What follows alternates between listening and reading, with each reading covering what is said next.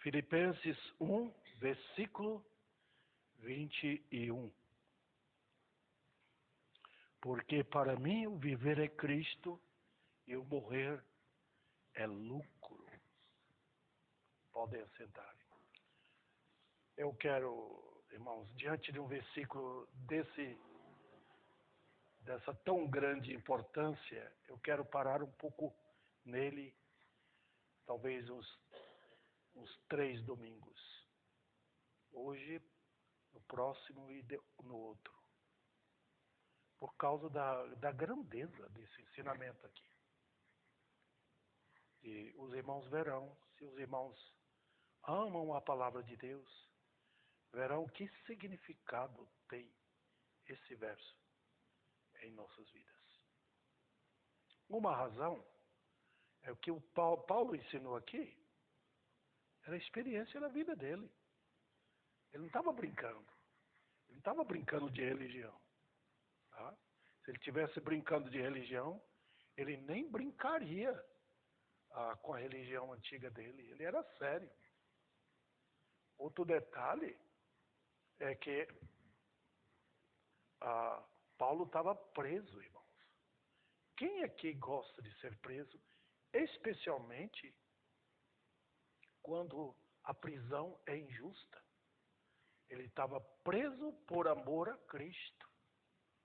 Não foi porque Paulo brigou com a autoridade, ou Paulo fez alguma coisa errada com alguma igreja, como vemos ocorrendo tão comumente em nossos dias, né?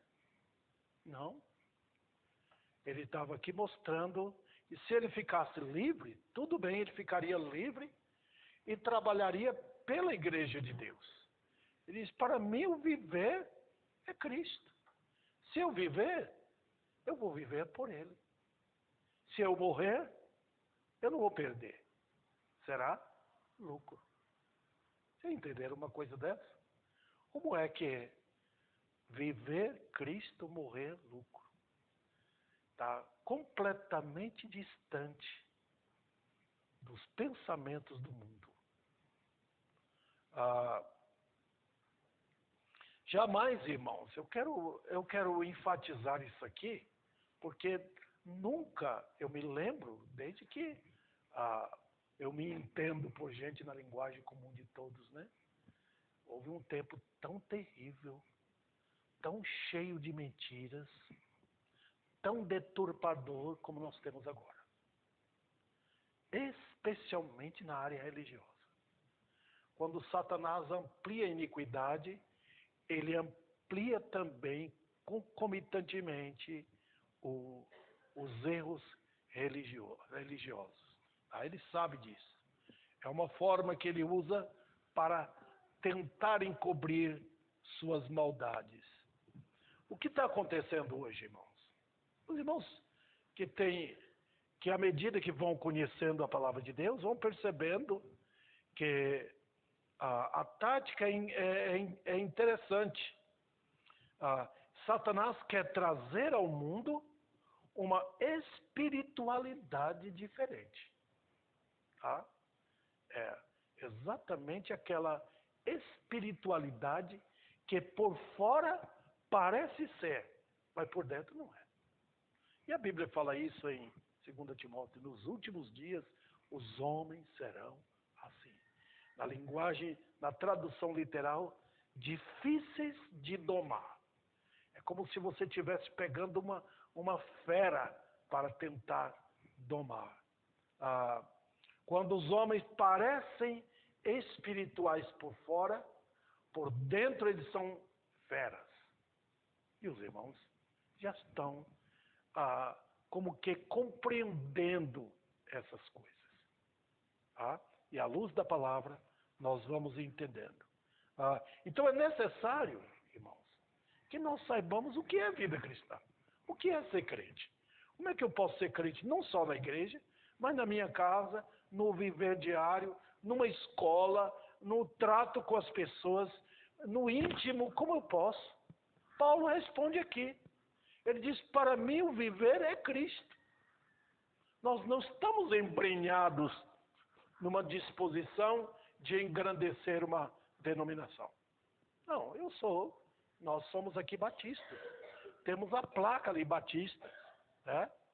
Mas nós queremos lembrar que o alvo não é pintar uma bandeira denominacional. Nós queremos conhecer de perto aquele que nos amou, aquele que se entregou por nós. Por esse fato, eu comecei o culto hoje cantando os hinos que ressaltam estas verdades. Vamos trazer os irmãos então para isto. Cuidado, irmãos, porque o espírito da época quer fantasiar você. Tá? Eu tenho percebido que quando nós nos afastamos da verdade bíblica, nós tentamos encontrar um lugar onde vamos maquiar. Simão sabe o que é isso? O que é maquiagem? E o mundo religioso parece mais hoje um salão de maquiagem, irmãos. Quando não é a verdade. Uma mulher que se maquia, né? Ela tenta ficar mais bonita. Mas depois que tira a maquiagem, ela volta a ser o que ela era. Né? As mulheres sabem disso. Estou condenando maquiagem, não, por favor. Estou apenas mostrando que a tentativa religiosa hoje é de tornar homens e mulheres por fora parecidos piedosos. Por dentro, não. Mas até parece paradoxal. Parece uma inverdade que eu estou propondo para vocês. O viver é Cristo mostra que eu tenho a vida dele em mim. Está vendo aqui? Eu já ensinei isso para os irmãos. Só tem dois tipos de pessoas no mundo. Os que têm vida e os que não têm. Nós olhamos, se olharmos, digo, do ponto de vista bíblico, os irmãos verão isto. Você convive com as pessoas incrédulas, você bem sabe. Para Deus, para nós, elas têm vida. Elas estão andando, elas estão trabalhando, estão se alimentando, estão respirando, mas isso aí não é vida.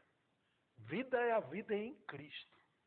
Então, os irmãos devem se inteirar dessas verdades. Nós temos que olhar a vida do ponto de vista de Deus, não do ponto de vista nosso. Tá? Quando eu nasci com a vida em Adão. Por causa do pecado, esta vida é apenas na aparência, a vida natural, irmãos. O que vocês veem aí é casca de ovo apenas. A verdade não é essa. Deus diz que o homem sem Cristo, sem a vida que há no Filho, é um morto.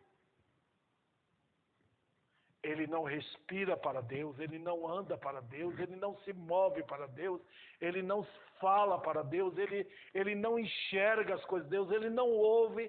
Tudo nele não está funcionando da forma adequada. Então, você vê tudo isso no morto, né? Então, os que têm vida. E a Bíblia, irmãos, ela realça isso, ela pinta em vívidas cores. Se alguém está em Cristo, pode observar, está em Cristo, nele, eu nele, ele em mim. É isso que Paulo está ensinando aqui. Para mim, o viver é Cristo. Ele tomou essas lições e as considerou preciosas para ele. Ele aplicou na vida dele. Ele disse, isso é o que eu quero, eu vou viver por ele. Hoje não tem isso não, irmãos. Hoje os chamados crentes hoje, evangélicos, eles querem viver com o mundo na mão direita e tentar se parecer que são crentes com a mão esquerda. Tem o pé na igreja e o pé no mundo. Então você vai maquiar mesmo. Você vai tentar num culto ouvir aquilo que você gosta de ouvir. O pregador prega bem, quando ele fala bonito, normalmente faz isso. E é por isso, irmãos, que eles procuram hoje homens que eles chamam de mitos, que eles falam que eles agradam. E o trabalho de um profeta, de um pregador, não é pregar o que os homens gostam de ouvir. É pregar o que eles precisam ouvir. Um bom médico faz isso, usando ilustração. Se ele quer o bem do paciente, às vezes ele deixa o paciente com dor. Mas é para o bem dele. Até que ele resolva o problema. Vamos então ao tema? Aqui.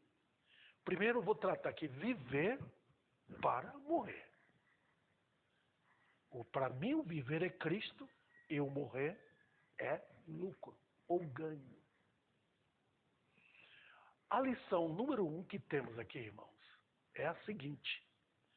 É que a vida em Cristo nos colocou no extenso campo de guerra. Incrível, por isso que eu falei paradoxal. Porque é exatamente isso, irmãos. Parece que o pastor está blefando, né? Não estou blefando, irmão. Nós, quando nos tornamos crentes, entramos num campo de guerra.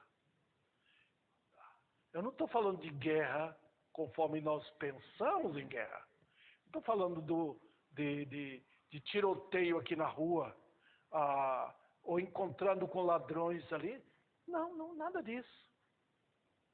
Eu estou falando de um campo de batalha nunca jamais visto antes.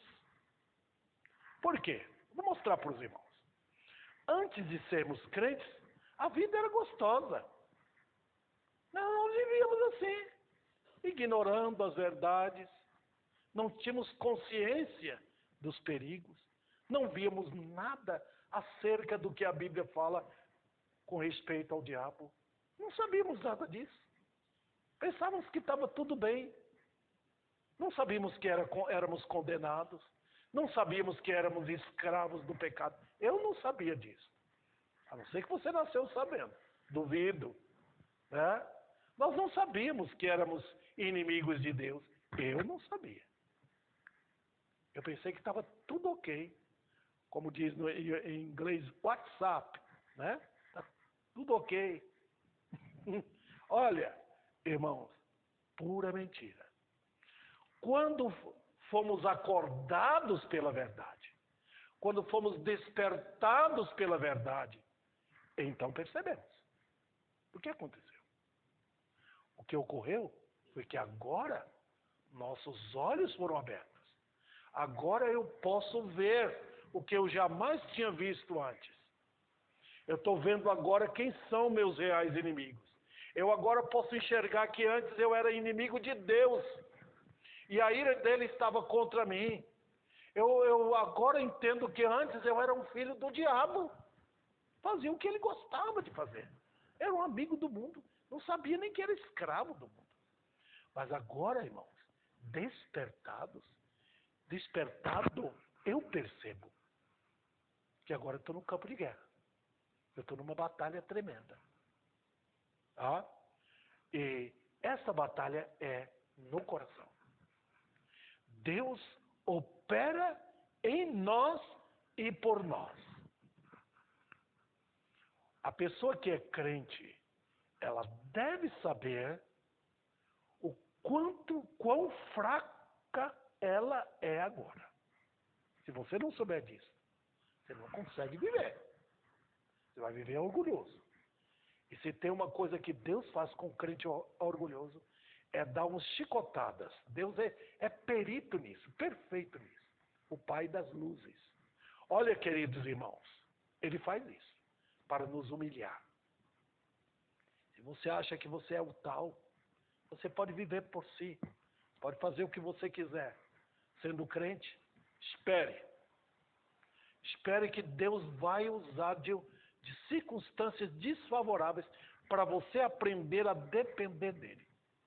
No mundo você é uma ovelhinha fragilizada. Por isso que Deus nos chama de ovelha. Não tem defesa, ovelha. Ovelha não tem defesa.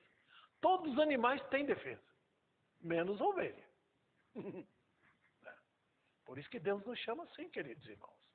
Então precisamos aprender. Ah?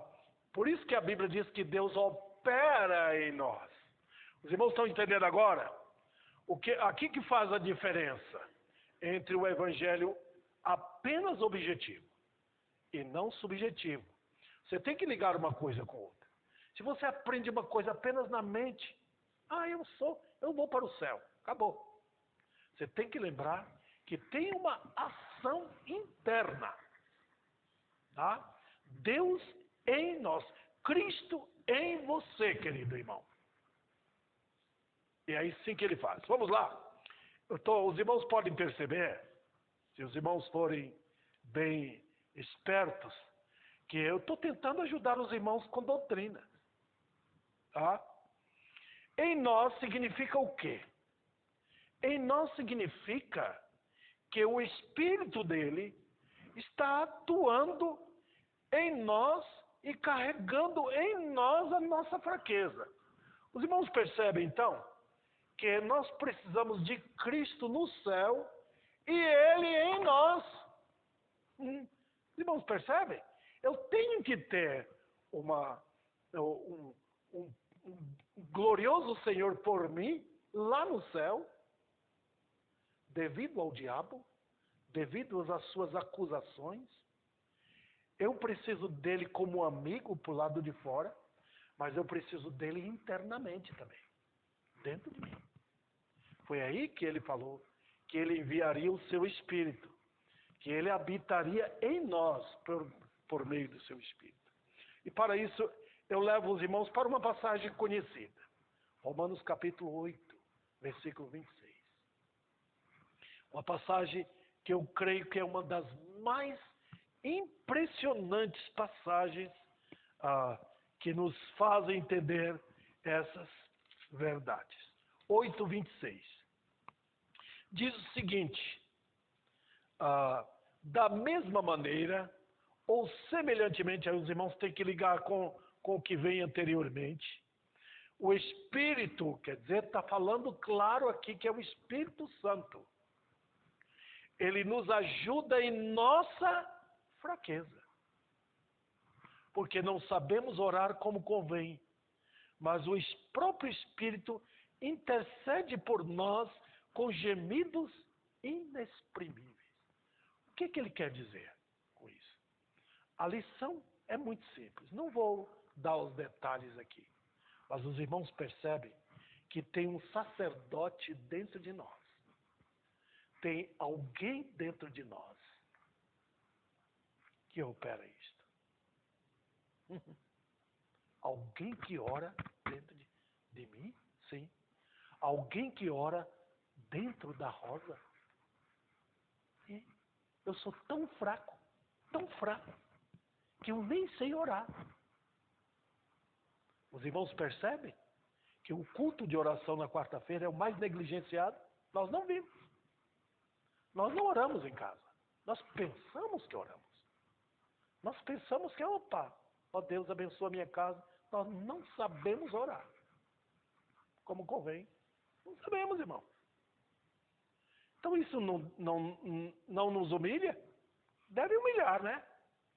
Porque aqui está a obra do Espírito Santo em nós, para nos interceder por nós, com gemidos, porque a pressão é tanta, irmãos, o poder que nos tenta derrubar, tenta nos empurrar para a maldade, tenta nos acorrentar, é grande. Não fique pensando que é fácil. Agora vamos ilustrar. Tem hinos que tratam disto. Por exemplo, nós vemos aqueles hinos que falam: Senhor, comigo estás, sê tu meu guia, eu estou medroso, Deus. Os antigos crentes pensavam assim. Os hinos que temos tratam disto. Ele me dá paz no meio da guerra. É no meio dos conflitos que eu tenho. Então, a pessoa que pensa que é crente, que pode andar facilmente, que não tem guerra nenhuma, não tem oração nenhuma, não tem conflito na vida, não tem santidade na vida, não sabe o que é ser crente. Tem que ter. todo dia eu tenho que orar. Eu tenho que depender de Deus. Eu não sou melhor. Eu não sou mais forte. Eu sou a mesma pessoa. Só que Deus proveu para nós esses recursos internos dentro de nós para nos garantir vida cristã. Senão nós seremos orgulhosos. E enquanto você achar que é crente e é orgulhoso, precisará das varadas de Deus para aprender.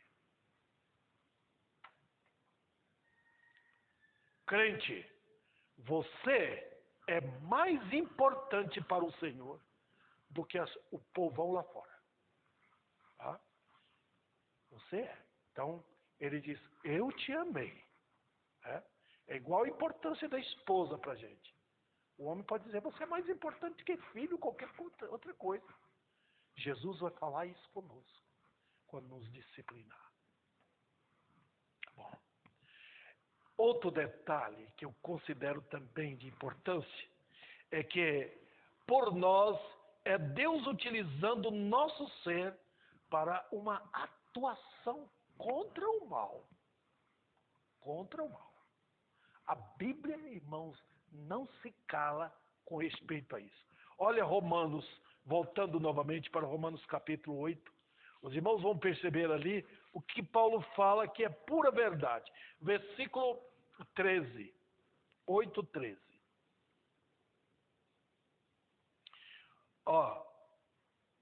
Versículo 12. Assim, pois, irmãos, somos devedores, não a carne, como se estivéssemos obrigados a viver segundo a carne. Porque se vocês viverem segundo a carne, caminharão para a morte.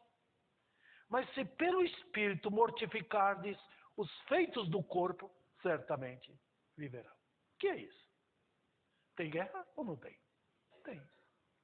A luta espiritual. O que eu tinha antes? Eu xingava, parei de xingar. Tem que lutar contra isso. Eu vivia ofendido, qualquer coisa me deixava emburrado, tem que parar. Eu procurava vingar os outros, tem que parar.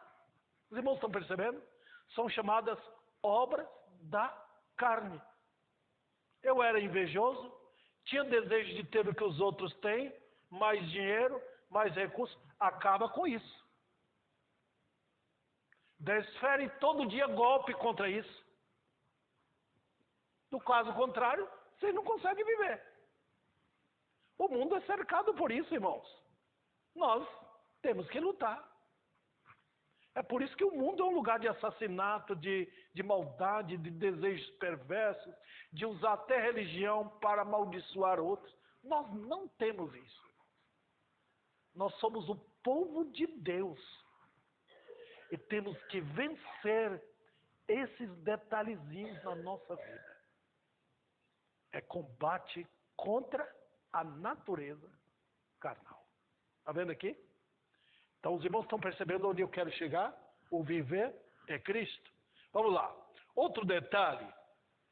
A ideia que nos é transmitida no texto é que eu só posso viver se eu entrar em combate contra a carne. Foi por isso que Paulo tomou essa firme decisão de consagrar. Se eu recusar, presta atenção, e procurar uma vida fácil, isenta de luta, imediatamente o sistema da morte controla o meu viver. Está vendo agora? Não tem meio termo. Eu não vou ficar no meio do caminho. Eu não vou ficar entre 88. Está vendo aqui? Eu não fico no meio. Se eu recusar e procurar uma vida fácil, isenta de luta, a morte entra em ação. Vendo aqui? Qualquer coisa do pecado que está controlando a minha vida é morte. É morte aquilo.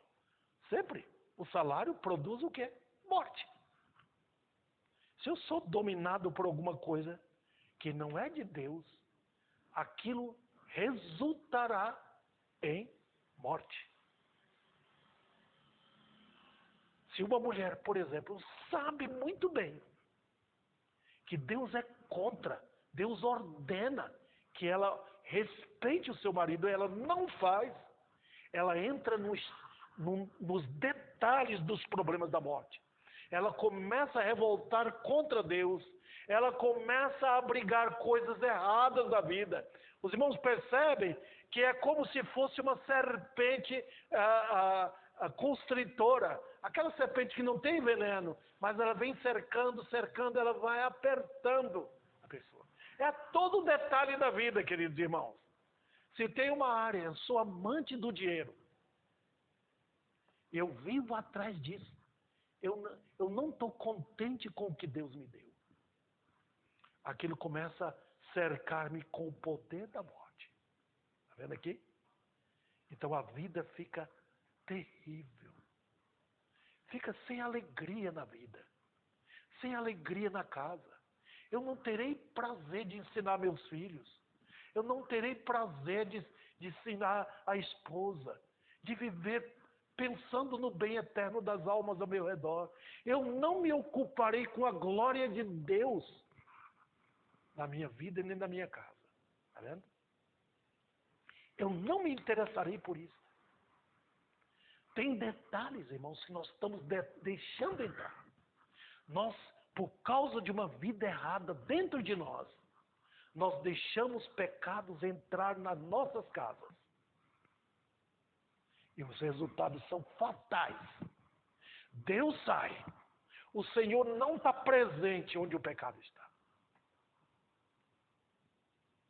Nós vivemos em depressão. Não temos nada para dar para os outros. Não tem alegria para estar na igreja. Não tem alegria para orar pelos perdidos. Não tem alegria e prazer por Jesus Cristo ser glorificado. Por quê? Nós deixamos a maldade penetrar.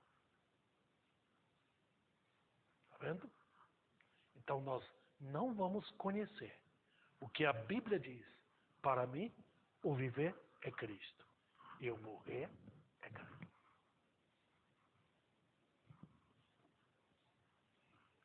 Outro detalhe. Avançando um pouco mais. Essa luta é pelo Espírito. É no Espírito. E eu tenho que usar armas espirituais. Sem a Bíblia, eu sou um derrotado. Derrotado. Se você entrar numa guerra com brinquedos de plástico, você vai morrer. Você não tem como atirar. Você não tem como se defender. Quando eu era pequeno, a gente brincava muito com espadas feitas de plásticos, né? Revólverzinhos de plástico. Brincava muito. Mas que aquilo tinha função de quê? Se enfrentar um ladrão, ele bem armado, e eu com um instrumento desse de guerra, não serve. Eu preciso das armas de Deus. Crentes, se eu não ler a Bíblia, se eu não voltar para a Bíblia, se eu não pegar as porções da Bíblia, as verdades gloriosas e fazer com que elas habitem em mim, sinceramente, com toda franqueza, seremos derrotados. Não tem outro jeito. O fato de que você diz eu vou para o céu não significa nada. Isso o diabo zomba de você. Satanás não tem medo do fato de que você diz que tem certeza de salvação. Ele tem medo quando você está bem armado, até os dentes, por assim dizer, com a verdade. Aí sim, ele vai encarar você. Eu tenho visto quantos crentes têm sido pegados pelo diabo, caído na armadilha dele. Por quê? Porque não volta para a palavra. Estão tão ocupados com o mundo, estão tão ocupados com os desejos da carne, que estão perdendo. É assim que acontece, queridos irmãos. Derrotados. Nós precisamos da verdade. E eu posso falar com franqueza. Eu não tenho falhado aqui em dar a Bíblia para vocês. Se você não vem, todos os cultos é porque você não quer. Porque nós não falhamos com o mundo. Se tivermos que ir na chuva atrás de uma coisa que a gente gosta, a gente vai. Os homens vão na chuva para assistir seus jogos. vão pular carnaval no meio de perigo. E um crente não tem desejo de estar na igreja para ouvir as verdades que a graça abriu a porta para ele ouvir. Não tem razão. Eu não tenho falhado, irmão. Eu sou cheio de falha. Mas naquele grande dia, eu sei que meu Senhor não vai dizer que eu sou culpado disso. Porque eu tenho dado para vocês o melhor das Escrituras Sagradas. Para que vocês amem somente uma coisa. Amem o livro de Deus. Voltem para o livro de Deus. Outro detalhe. Paulo entendeu isso em sua própria experiência. É à medida que vocês vão conquistando a palavra de Deus, conquistando a verdade, que o brilho começa a aparecer. Está vendo, irmãos? Quando você pega uma peça de ouro ou de prata, tá? Você lembra daquele produto chamado silver, que é usado para limpar prata, metal, né? Aquilo ali está feiozinho, né? E você pega um pano e passa silver. E aquilo vai aparecendo o brilho real das coisas, das pratas, dos metais. É assim que a palavra de Deus faz. À medida que eu vou avançando no conhecimento da palavra, Jesus vai aparecendo, sua glória vai aparecendo, a realidade dele, quanto ele é infinitamente melhor, o quanto eu desejo viver por ele, o quanto o mundo não presta, o quanto o mundo pode ser considerado lixo para mim. Eu vou, à medida que eu vou avançando, Jesus vai tornando ainda mais real para mim, é porque a palavra de Deus está entrando na minha vida.